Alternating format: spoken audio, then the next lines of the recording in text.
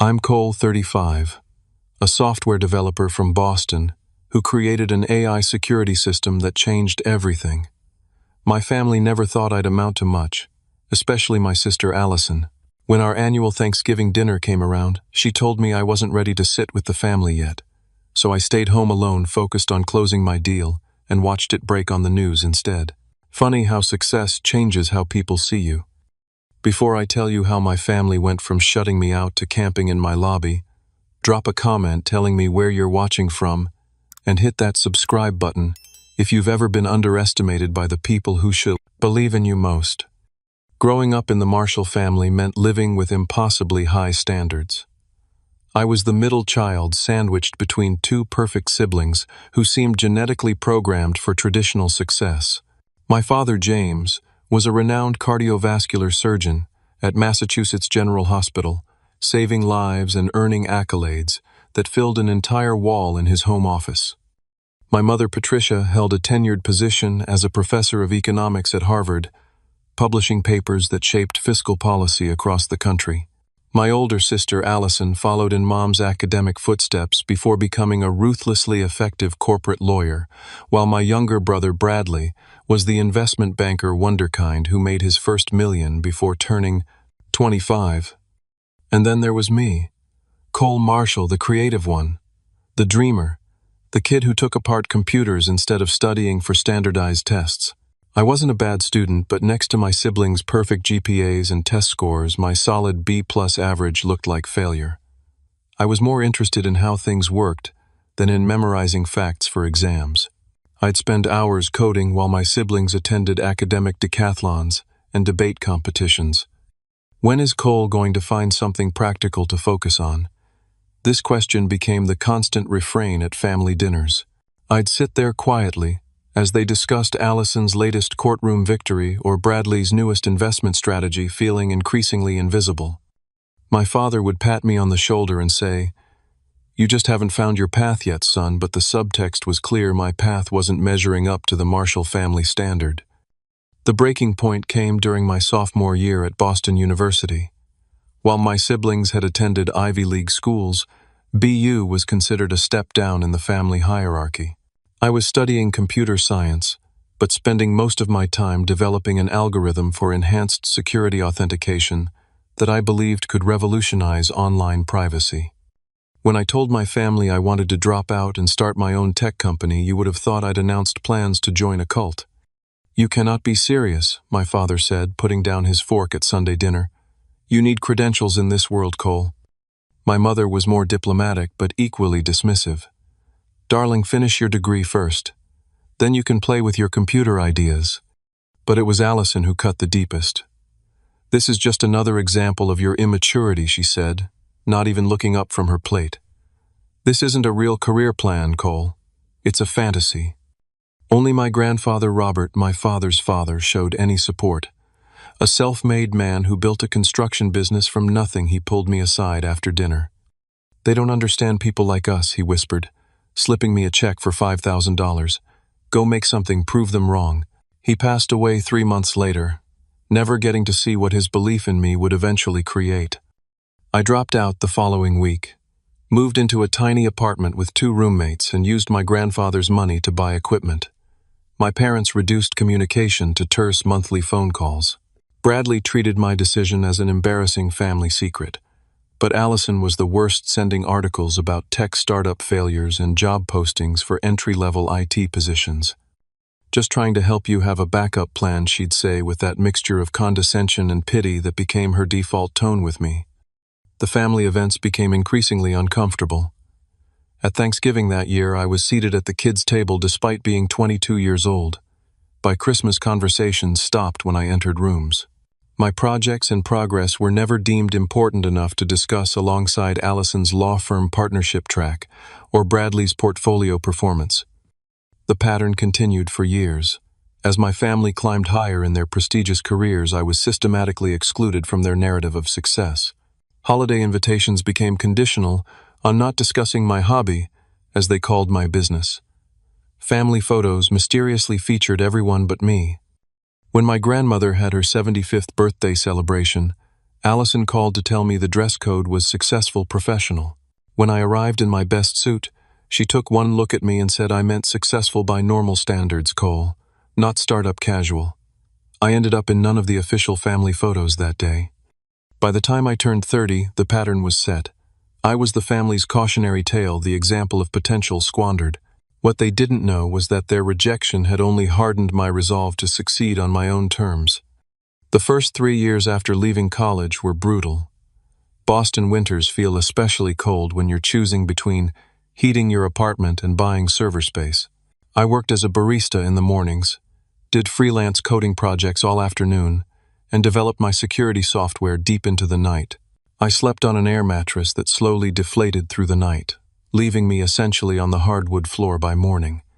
My roommates eventually moved out, unable to tolerate my around-the-clock work schedule and the constant ramen smell.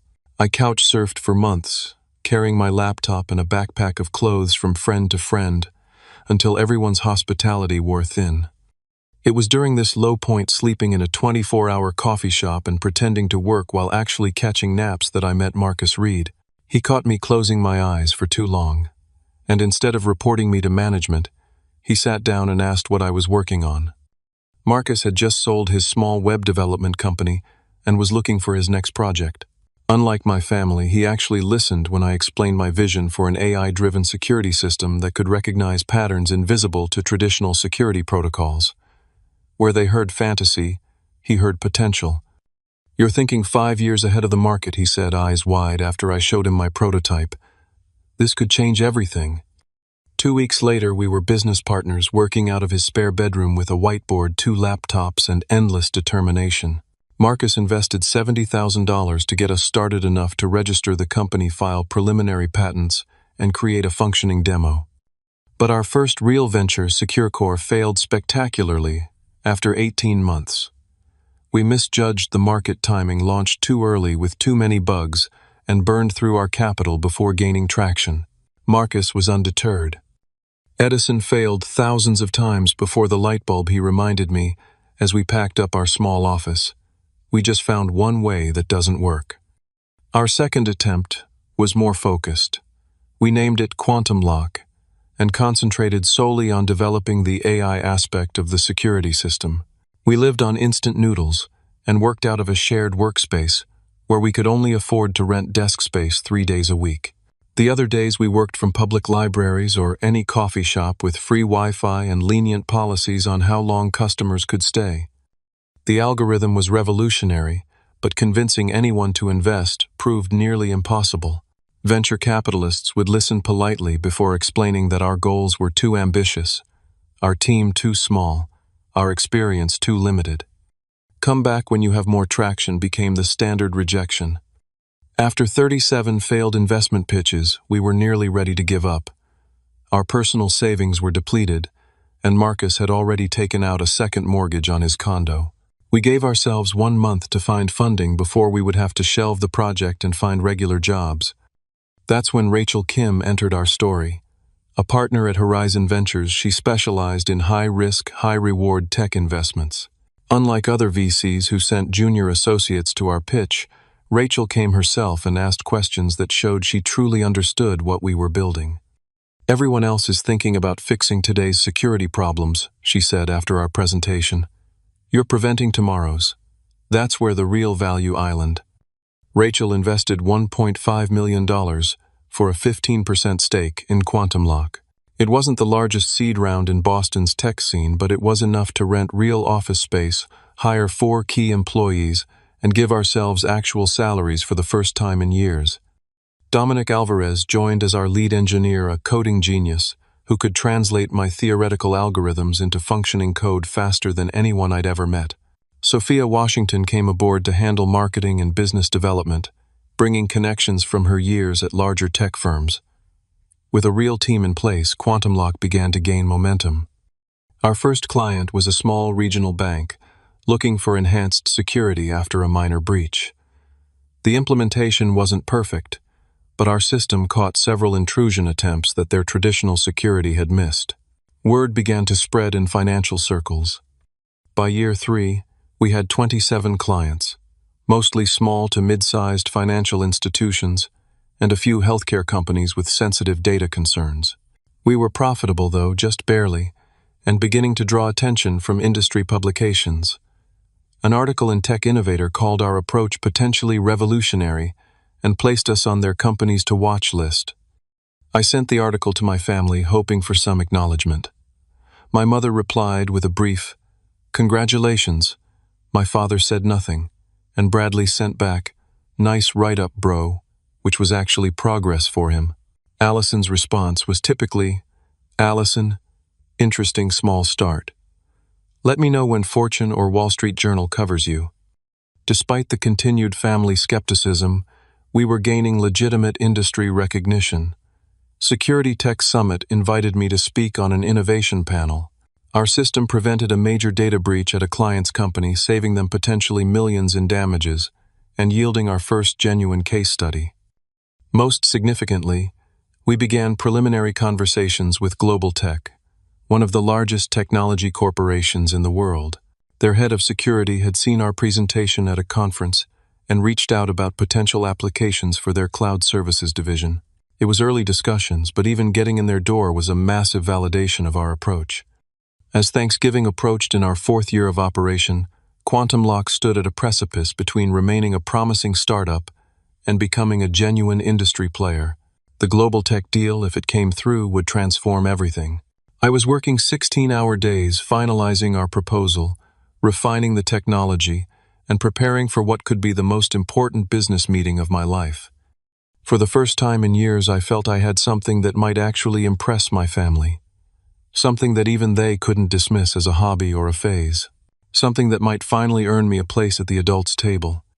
The Marshall family Thanksgiving was an institution, a carefully choreographed event that showcased our family's accomplishments as much as my mother's culinary skills.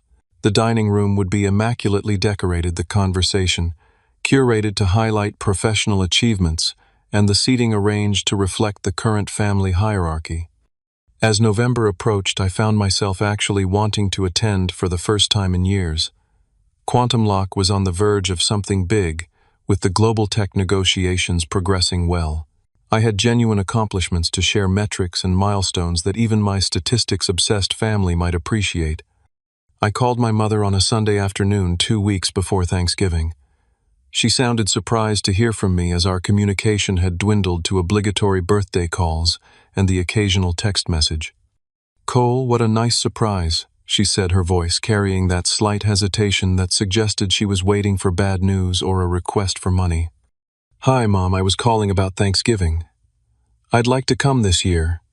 There was a pause, the sound of papers shuffling. "Oh, well, we're doing the usual time, 3 o'clock. Your Aunt Catherine and Uncle Thomas will be there with the cousins." "Great," I said, encouraged by the lack of immediate rejection. "I've got some exciting news about the company. We're in final negotiations with Global Tech for a major implementation of our security system." "That sounds promising," she said, her tone warming slightly. "Your father will be interested to hear about that. He just started using one of those password manager things for his patient files." It wasn't exactly enthusiastic support, but it was more positive engagement than I'd received in years. We chatted for a few more minutes, and she even asked some basic questions about how the business worked. By the end of the call, I felt cautiously optimistic about Thanksgiving.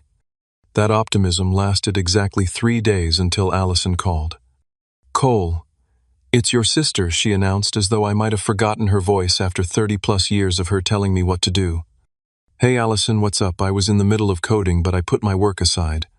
Allison rarely called without a specific purpose. "Mom mentioned you're planning to come to Thanksgiving."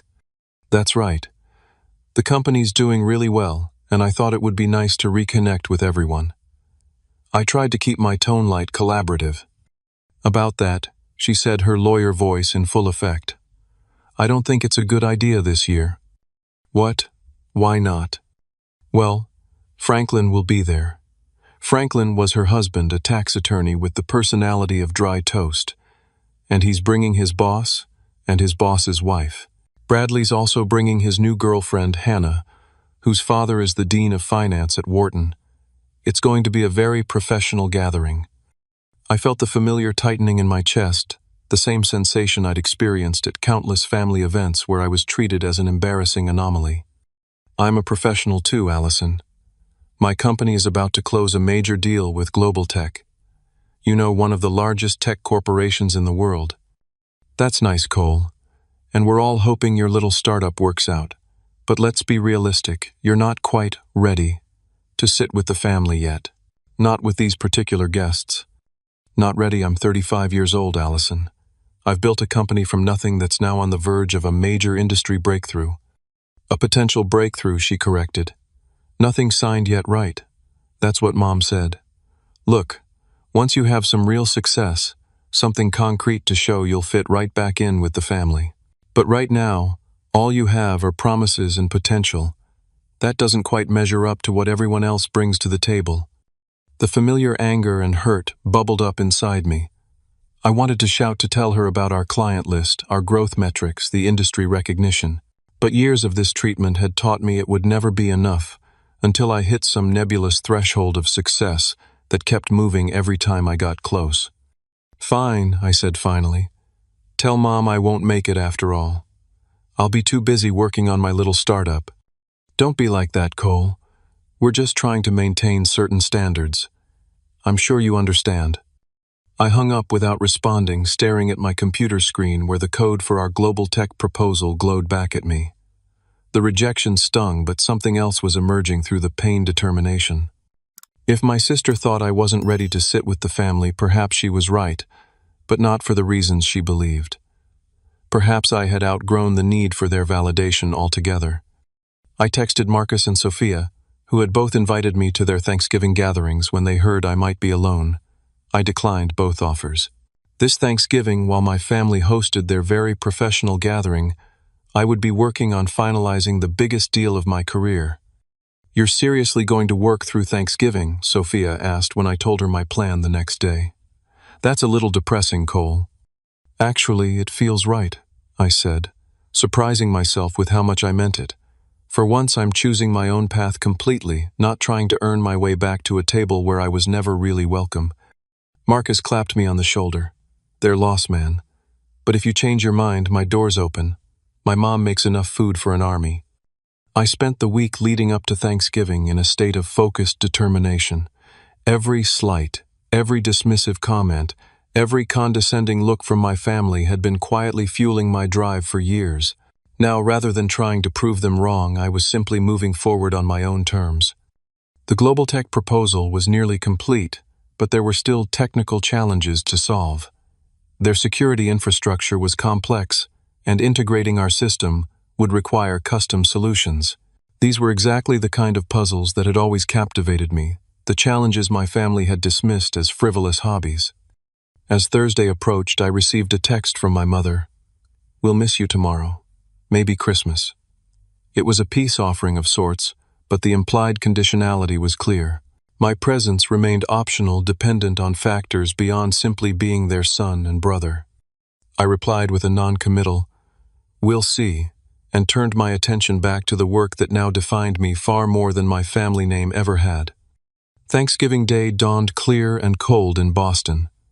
From my apartment window, I could see families carrying covered dishes across the street, heading to gatherings where they were unconditionally welcome. For a brief moment I felt a pang of loneliness, but it dissipated as I turned to my desk and opened my laptop. Today was more than just a holiday I was skipping. It was the day Global Tech's executive team would review our final proposal. While most of America ate turkey and watched football, decisions were being made that could transform Quantum Lock from promising startup to industry leader. I made a pot of coffee, set up multiple monitors on my dining table, and dove into last-minute optimizations of our presentation materials. Our proposal to Global Tech was comprehensive, implementing our AI security system across their cloud services division, protecting data for millions of users worldwide. The contract value was substantial, but the credibility of having Global Tech as a client would be worth even more. Around noon, my phone buzzed with a text from Marcus. "Happy Turkey Day, man. How's it going?" I sent back a quick update and a photo of my workspace surrounded by empty coffee cups and takeout containers. Marcus replied hardcore, My mom says there's a plate for you if you change your mind. I smiled but stayed focused. The holiday provided an unusual quiet, no emails or calls interrupting my flow state. By mid-afternoon, when my family would be sitting down to dinner, I had refined our integration timeline and added several security enhancements that strengthened our proposal. At 4:30, my concentration was broken by an incoming email from Linda Zhao, Global Tech's Chief Security Officer. My heart raced as I opened it. Cole, our team reviewed your proposal this morning. Very impressive overall, but we have concerns about scaling the system for our user volume. Can we discuss solutions? This wasn't rejection, but it wasn't approval either. It was a challenge one that needed an immediate response. I called Marcus, who answered amid the sound of family chatter in the background. We've got a potential roadblock with Global Tech, I explained. They're worried about scale. Want me to come over? I can leave in 20. No, enjoy your family time. I'll take a first crack at it and call if I need backup. I spent the next 3 hours rebuilding portions of our architecture, designing a more distributed approach that could handle Global Tech's massive user base. As the evening wore on, I lost track of time, fully immersed in solving the puzzle before me. At 9:15, my phone rang. It was Rachel Kim, our investor. Shouldn't you be in a turkey coma right now? I asked. I could ask you the same thing, she replied. I just got a call from my contact at Global Tech. They said you sent over revised architecture specs an hour ago, on Thanksgiving evening. They're impressed with the responsiveness. Did they say anything about the technical solution? They're reviewing it now. Their team actually went back to the office after dinner to look at it. That's a good sign, Cole. Very good. After hanging up, I paced my apartment, too anxious to sit still. This was the culmination of years of work of believing in something no one else could see. If the deal went through, it would validate everything. If it didn't, my computer chimed with an incoming video call request at 11:20. It was Linda Zhao. I took a deep breath, straightened my shirt, and accepted the call. Linda's face appeared the Global Tech office, visible behind her. Several other people were gathered around a conference table looking at screens. Cole, hope we're not interrupting your holiday too much, she began. Not at all. What did you think of the revised architecture? Linda glanced at her team, then back at the camera. We think it's brilliant. The distributed processing approach solves our scaling concerns, and the redundancy features actually improve on our current security protocols. I tried to maintain a professional demeanor, but inside I was soaring. We'd like to move forward, she continued. Our legal team is drafting the contract now.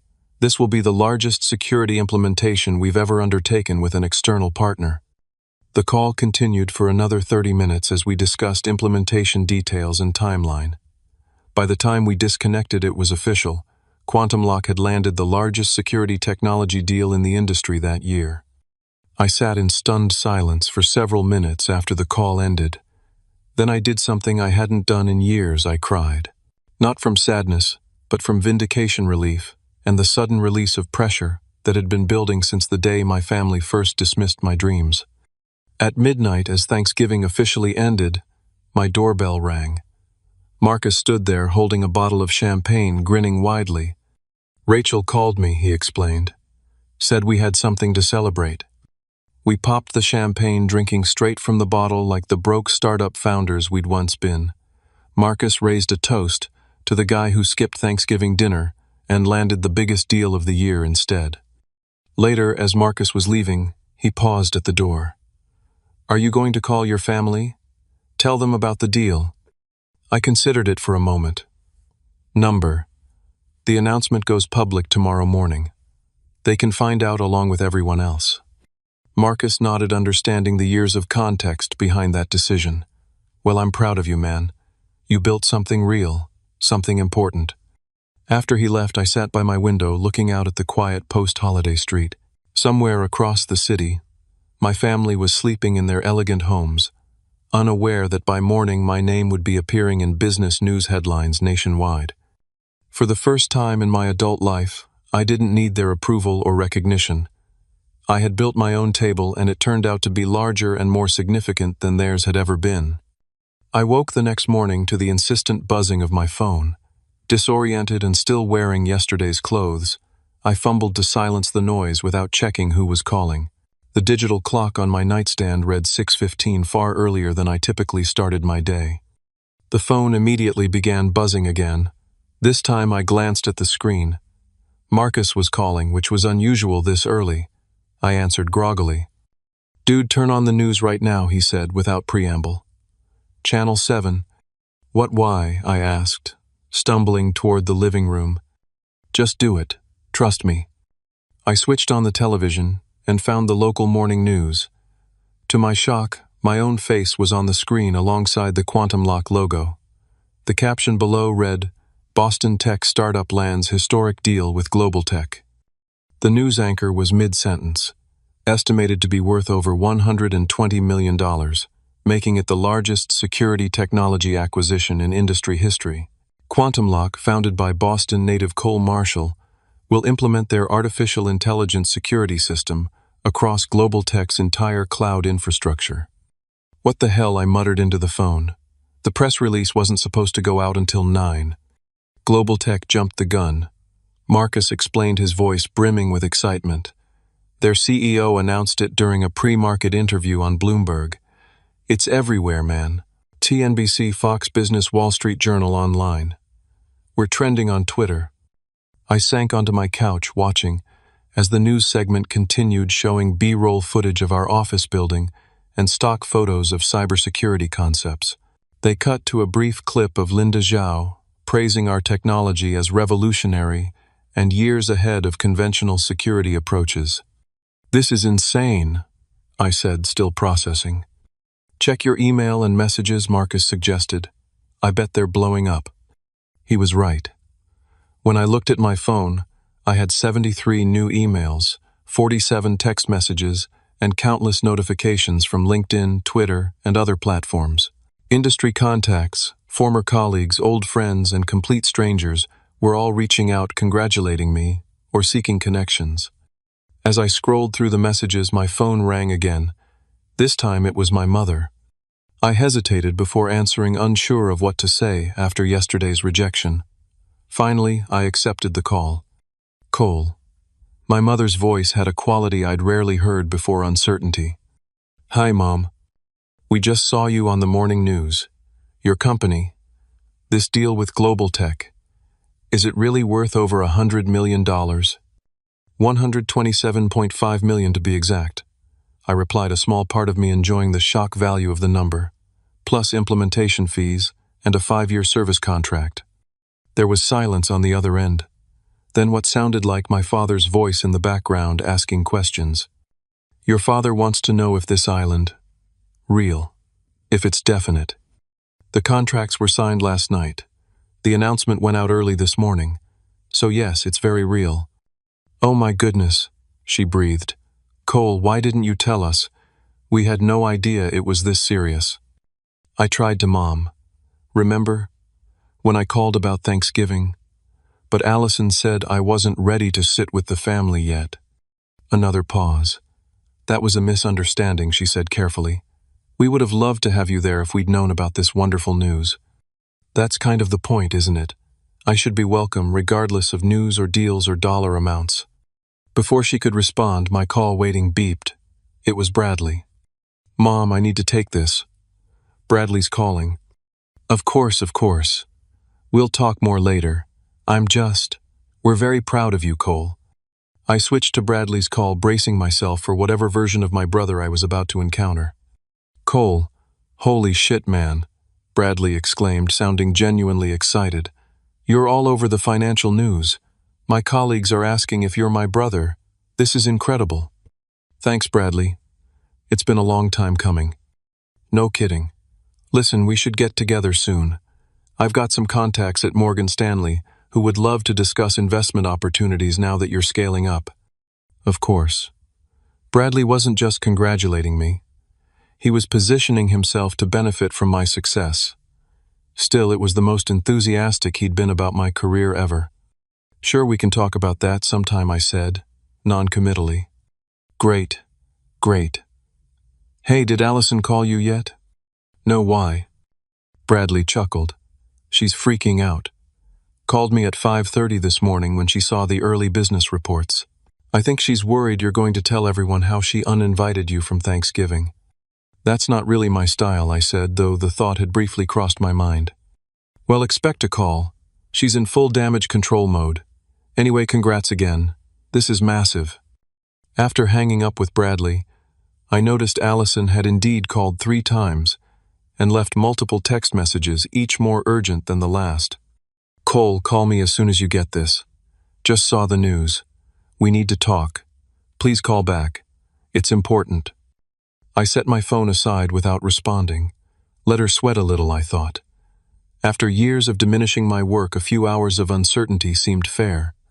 My phone continued to explode with notifications throughout the morning. Rachel called to discuss the PR strategy, now that the news had broken early. Sophia was coordinating with journalists for follow-up interviews. Dominic was fielding technical questions from Global Tech's implementation team. In the midst of this whirlwind, I received an unexpected call from Darius Jackson, my freshman year roommate, who had gone on to become a reporter for the Boston Business Journal. Cole, Marshall Tech, wonderkind. Should have kept in better touch, man. Darius, long time. I'm guessing this isn't just a social call. That obvious, huh? Yeah, I'm writing the feature on your Global Tech deal. Everyone's talking about the dollar amount, but I want the human story. The journey. Give me something nobody else has. I considered for a moment. How about this yesterday, while I was finalizing this historic deal, my own sister told me I wasn't successful enough to attend family Thanksgiving. Darius whistled. That's cold, and perfect for my angle. Mind if I use that? I hesitated, then decided against it. Actually, let's keep family out of it. Focus on the technology and the business challenges instead. Your call. But that would have made one hell of a lead. By noon, I finally returned Allison's call more out of curiosity than obligation. Cole, thank God, she answered immediately. I've been trying to reach you all morning. I've been busy. Lots of press and industry calls about the deal. Yes, the deal. It's impressive. Truly. I had no idea things had progressed to this level. That's because you never asked Allison. None of you did. She sighed heavily. I may have been hasty in my assessment yesterday about Thanksgiving. It was poor judgment on my part. This was as close to an apology as Allison Marshall had ever given anyone. Under different circumstances, I might have savored it more. Instead, I felt strangely detached. Water under the bridge, I said. Was there something specific you needed? Actually, yes. The family is getting together tomorrow for lunch at Dad and Mom's. We'd very much like you to join us. Franklin's boss was quite impressed when your name came up at dinner yesterday. He apparently uses Global Tech services for his firm and was fascinated to learn about the family connection. There it was. Not an invitation based on familial love or genuine interest in my life, but on what social capital my sudden success could provide. I'll check my schedule, I said neutrally. We're in full implementation mode now, so things are pretty hectic. Please try to make it, she pressed. It would mean a lot to everyone. After ending the call, I stood by my apartment window watching people on the street below going about their normal Friday activities, unaware that my life had transformed overnight. The familiar Boston skyline looked different somehow, as if the buildings had shifted slightly while I slept. It wasn't the city that had changed, of course. It was me, and more importantly, how the world perceived me. I turned back to my laptop where emails continued to pour in. Among them was a message from Darius' subject line, "Just saw this." He had attached a link to a business forum where someone had posted Quantum Lock CEO Cole Marshall was reportedly working through Thanksgiving to close the Global Tech deal, while his family celebrated without him. Talk about dedication. The story was already taking on a life of its own. By tomorrow, who knew what narrative would emerge? One thing was certain. I wasn't the same invisible middle child anymore. For better or worse, I was now Cole Marshall Tech success story. And my family, who couldn't make room for me at their Thanksgiving table, would be dealing with that new reality very soon. Saturday morning arrived with clear skies and a crisp November chill. I had spent most of Friday fielding press inquiries, reassuring clients that the Global Tech deal wouldn't affect their service and beginning preliminary implementation planning with Linda's team. I had deliberately avoided giving Allison a definitive answer about the family lunch, partly because I genuinely was busy, but also because I needed time to decide how I wanted to handle this new dynamic with my family. In the end, I chose to focus on work. Quantum Lock's offices were typically closed on weekends, but today the core team was coming in to strategize our next steps. Success brought its own challenges. We needed to scale our operations, quickly hire additional staff, and ensure we could deliver on the promises we'd made to Global Tech. I arrived at our building around 8:30 earlier than the rest of the team. The security guard in the lobby nodded with new respect as I passed, clearly having seen the news. Our office occupied half of the 12th floor in a renovated factory building in Boston's Innovation District with exposed brick walls and large windows overlooking the harbor. As I approached the elevator, the guard called out, "Mr. Marshall, you have visitors waiting upstairs." "Visitors who?" "A family," they said. "4 people. They've been here since 8. I sent them up to your floor's waiting area." My stomach tightened. There was only one family this could be. When the elevator doors opened on the 12th floor, I immediately saw them through the glass doors of our reception area. My father standing stiffly by the window, my mother perched nervously on the edge of a chair, Bradley examining our awards wall with his hands clasped behind his back, and Allison pacing while checking her phone. For a moment I considered hitting the elevator button and descending back to the lobby, but they had already spotted me.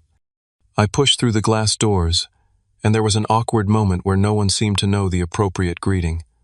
My mother rose first, moving toward me with arms outstretched. "Cole, darling, your office is lovely." I accepted her hug, feeling the unfamiliar stiffness between us. "Thanks, Mom. I wasn't expecting visitors today." "We tried calling," my father said, stepping forward to shake my hand formally, but it went straight to voicemail. "I turned my phone off last night. Needed a break from the constant calls." Allison approached next, her expression a carefully constructed mask of sisterly pride. "We thought we'd surprise you. Celebrate your big news in person." Before I could respond, the elevator dinged again, and Marcus stepped out, coffee carrier in hand. He stopped short at the sight of my family. "Oh, sorry. Didn't realize you had company." He looked at me questioningly. "It's fine, Marcus. This is my family. They dropped by unexpectedly." I performed brief introductions, watching as my family registered that Marcus, with his casual attire and relaxed demeanor, was my business partner, the co-architect of our success. "Great to finally meet you all," Marcus said with a pointed emphasis on finally that didn't escape anyone's notice. "Cole's told me so much about you." An uncomfortable silence followed, broken when the security guard approached with a concerned expression. "Everything okay here, Mr. Marshall? These people said they were family, but they're not on the approved visitor list." It was a small thing, but seeing my family, who had always been the ones with authority and status, being questioned about their right to be in my space, shifted something fundamental in the dynamic. "It's fine, Dave.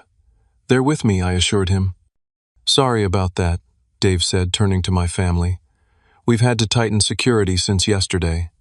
Lots of people trying to get in to see Mr. Marshall since the news broke." My father looked surprised at the deference in Dave's tone. My brother seemed impressed, despite himself. Allison's expression was unreadable. "Why don't we go into the conference room?" I suggested, leading them past the reception area into our main office space. Our headquarters wasn't lavish by corporate standards, but it was modern and thoughtfully designed.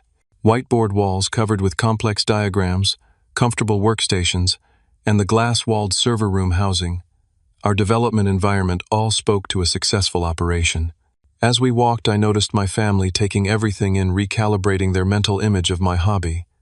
In the conference room, with its view of Boston Harbor, we sat around the large table where just days ago we had finalized the Global Tech proposal. Now it was the stage for a very different kind of negotiation. "This is all quite impressive, Cole." My father began gesturing at the office. "You've built something substantial here." "Thank you," I replied simply. "Why didn't you tell us it had gotten this serious?" my mother asked, her tone somewhere between hurt and accusatory. "All these years we thought you were just, well." "Just what, Mom?" I asked quietly. "Just wasting my time, just avoiding real work. just failing to live up to the Marshall family standard. That's not fair, Allison interjected. We were concerned about your stability, your future. This industry is notoriously volatile.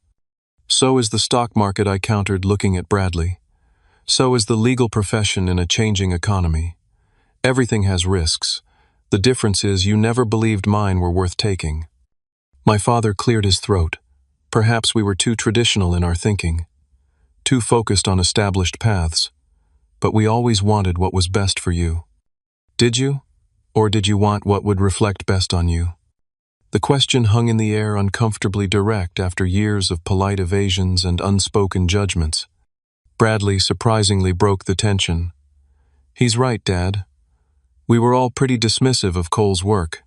I know I was. He turned to me. That was short-sighted of me, bro. What you've built here is impressive as hell.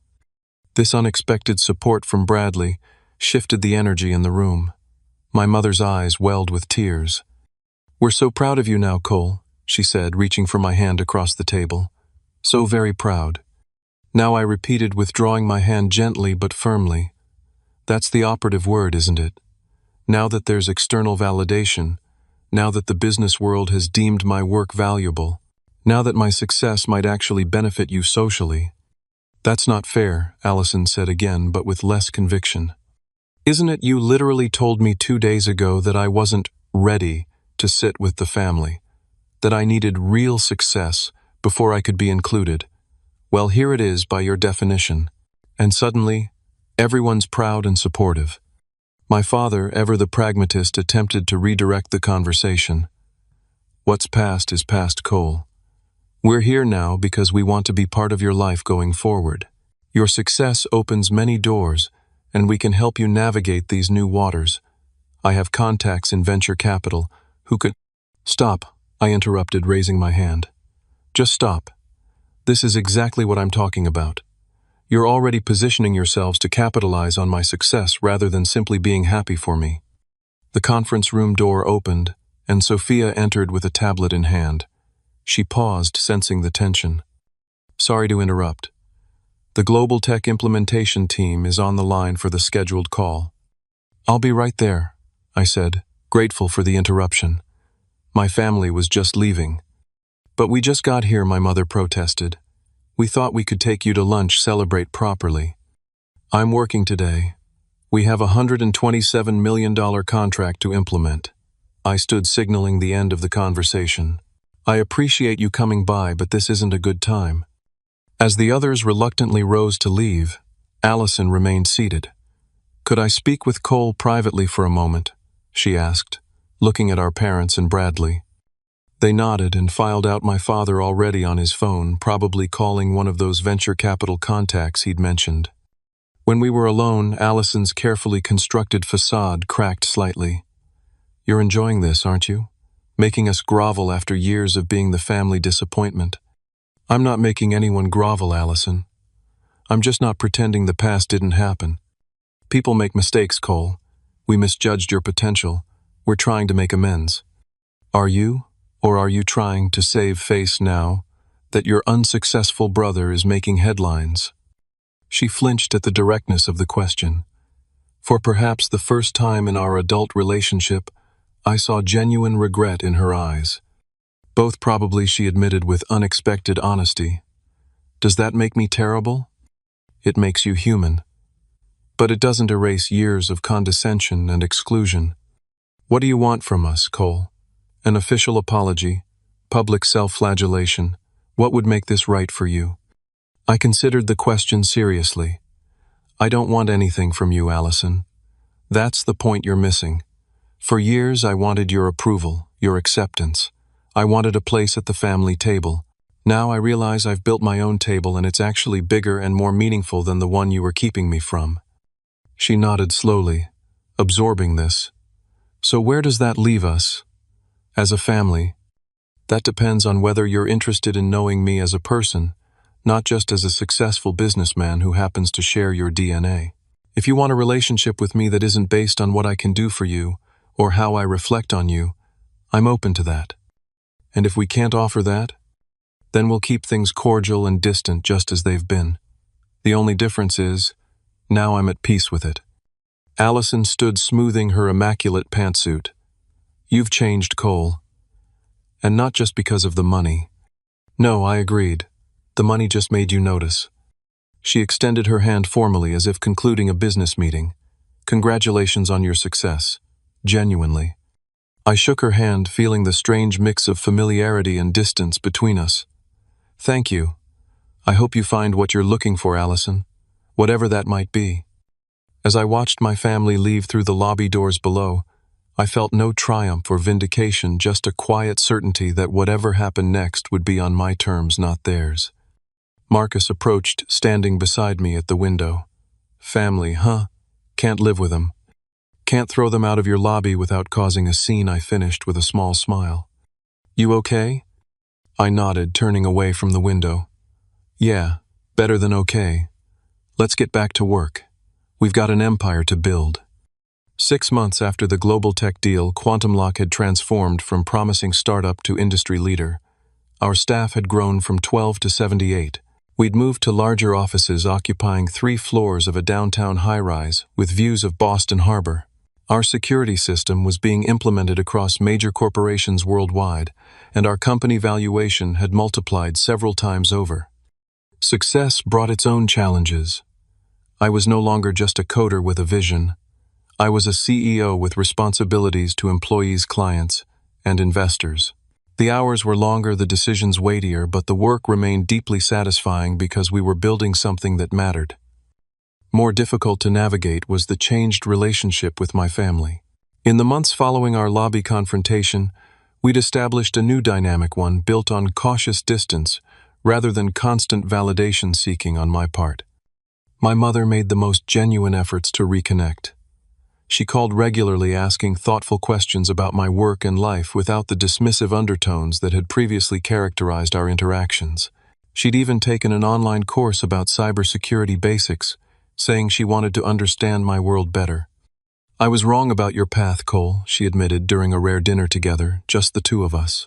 I was so focused on what success looked like in my generation that I couldn't see you were creating something new and important.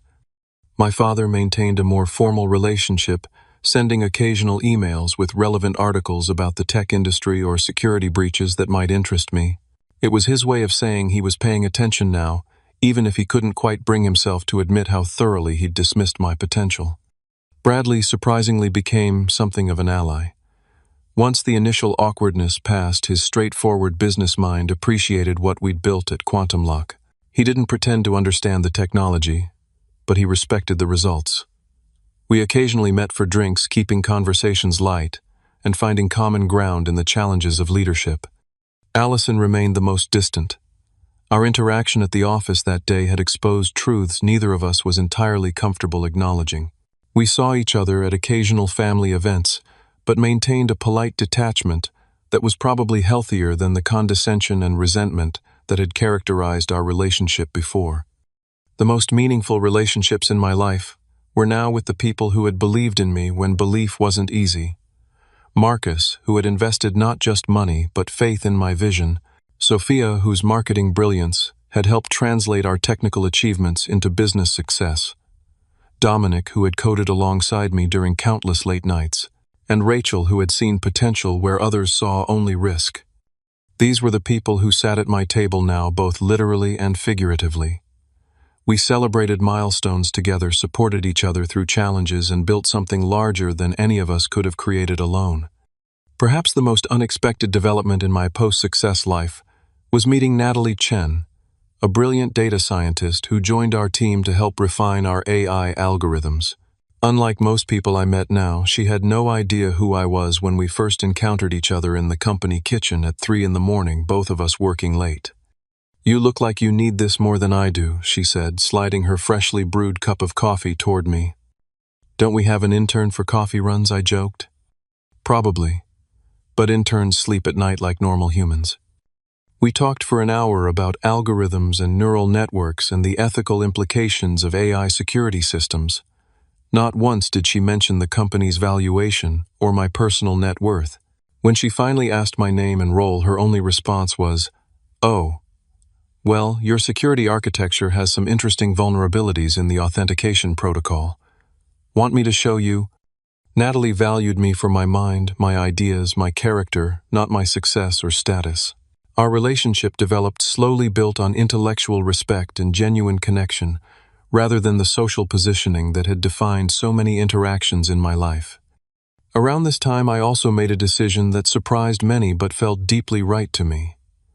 I established the Marshall Innovation Scholarship, funding education for students pursuing unconventional paths in technology. The application process specifically sought out creative thinkers who might not thrive in traditional academic environments, people like the younger version of myself, who had been told their ideas were too impractical or ahead of their time.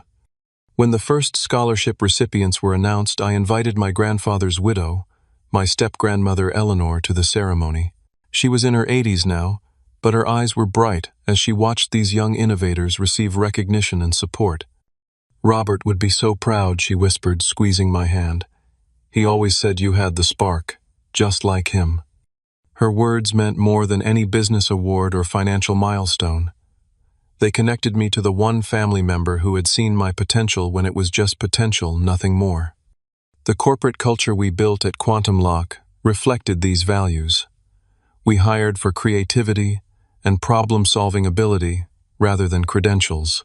Our team included PhDs alongside self-taught programmers who had never set foot in a college classroom. What mattered was the capacity to think differently, to see solutions where others saw only problems. One afternoon, as I was reviewing architectural plans for our new research facility, Marcus knocked on my office door. "Got a minute? There's something you should see." He led me to the conference room where a large monitor displayed a business news program. The anchor was discussing the upcoming 5th anniversary of the Global Tech deal. Industry analysts initially questioned whether Quantum Lock could deliver on their ambitious security promises, the anchor was saying. 5 years later, the system has prevented an estimated $12 billion in potential breach damages across their client base. The company that many dismissed as an unrealistic startup has fundamentally changed how we approach digital security. Marcus muted the television. 5 years, man. Can you believe it? Sometimes, I admitted. Other times it still feels like we're that tiny team working out of your spare bedroom trying to convince someone to take us seriously. Speaking of taking things seriously, Marcus said your sister called the main office line this morning, said she couldn't reach you on your cell. My relationship with Allison had thawed slightly over the years, but we still maintained a certain distance. What did she want? To invite you to Thanksgiving. Said it wouldn't be the same without you. I laughed at the irony. Funny how things change. You going to go? I considered the question seriously. Maybe. Not because I need their approval anymore, but because I'm secure enough now to engage with them on my own terms. Growth. Marcus nodded approvingly. Look at you, all emotionally mature and stuff. The journey from rejection to success had taught me many things, but perhaps the most important was this: true validation comes from within and from the people who believe in you when belief isn't easy. Success might change how the world sees you, but it shouldn't change how you see yourself. I had spent years trying to earn a place at my family's table, only to discover that building my own table, surrounding myself with people who valued me for who I was, not what I achieved, was far more satisfying. The next time someone tells you you're not ready for a seat at their table, consider whether that's the table you really want to sit at. Sometimes the greatest success comes from creating spaces where you and others like you can thrive on your own terms. Have you ever been underestimated by the people who should have believed in you most? Drop a comment below sharing your experience and how you proved them wrong. If this story resonated with you, please hit that like button and subscribe to hear more tales of unexpected triumphs. And remember, sometimes the best revenge isn't just success, it's finding happiness on your own terms. Thanks for watching, and I'll see you in the next video.